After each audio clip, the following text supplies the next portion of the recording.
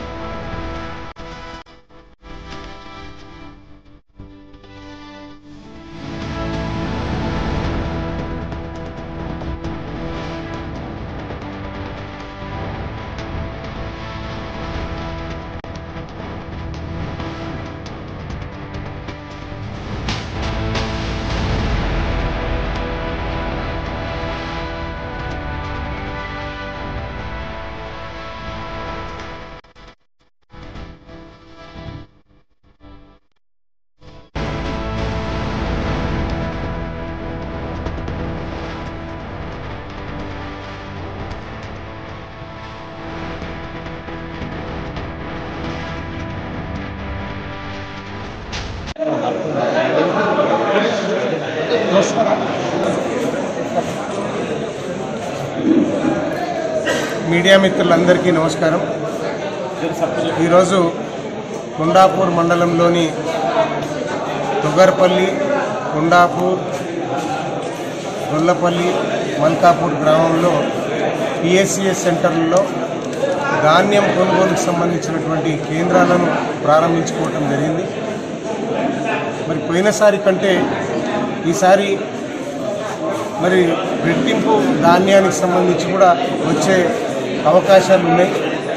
ఎందుకంటే ధాన్యానికి సంబంధించినటువంటి పోయినసారి 3,200 పైగా మెట్రిక్ టన్నులు ఉంటాయి. ఈసారి 5,891 మెట్రిక్ టన్నులకు సంబంధించి అంచనా ఇస్తూ ఉన్నారు. మరి రైతులందరూ కూడా ఈ కేంద్రాల్లో మాయిశ్చర్ అంటే ఆరబెట్టినటువంటి ధాన్యాన్ని తీసుకొచ్చి మరి కొనుగోలు వాళ్ళకి కొంత సహకరించినట్టయితే మరి ఇమ్మీడియట్గా ఈ ధాన్యం మరి మిల్లులకు వెళ్ళటం అనేది జరుగుతుంది. లేకపోతే కొంత ఇబ్బందికరమైన పరిస్థితి ఉంటుంది. కాబట్టి మరి ఈరోజు 2060 మొదటి ఏ రకానికి, మరి రెండో రకానికి సంబంధించి 2,040 రూపాయలు. కానీ అందరూ కూడా 2,060కి సంబంధించి మాయిశ్చర్తో మంచి ఆరబెట్టినటువంటి ధాన్యాన్ని తీసుకొచ్చేసే ఏర్పాటు చేసుకోవాలని చెప్పాలని కూడా అందరినీ కోరుతా ఉన్నాం.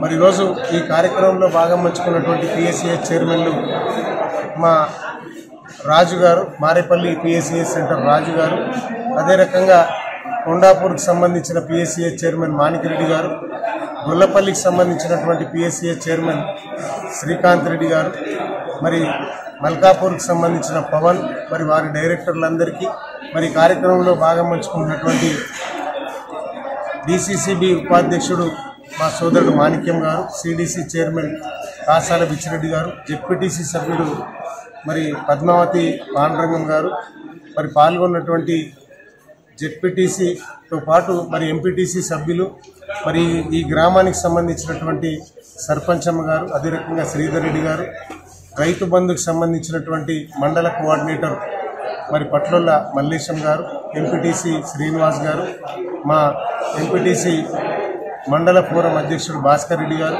అదే రకంగా మండల పార్టీ అధ్యక్షుడు మా సోదరుడు మరి మేకం విఠల్ గారు, మా నరసింహారెడ్డి గారు, మరి పాల్గొన్నటువంటి సర్పంచులు, అదే రకంగా మండలానికి సంబంధించినటువంటి ముఖ్య నాయకులంతా, ఫిషరీస్ డైరెక్టర్ అయినటువంటి మా రమేష్ గారు, మరి పాల్గొన్న సోదరులందరికీ పేరు పేరున మరొకసారి హృదయపూర్వక నమస్కారాలు తెలియజేస్తూ, మరి గౌరవ ముఖ్యమంత్రి గారు కూడా దేశంలో ఎక్కడా లేనటువంటి విషయంలో మరి గత కాంగ్రెస్ పాలనలో కానీ టీడీపీ పాలనలో కానీ మరి పండించుకోవడానికి సంబంధించినటువంటి నీళ్లు సరిగా ఉండేది కాదు, కరెంటు కూడా ఎప్పుడు వస్తుందో ఎప్పుడు పోతుందో తెలియని పరిస్థితి.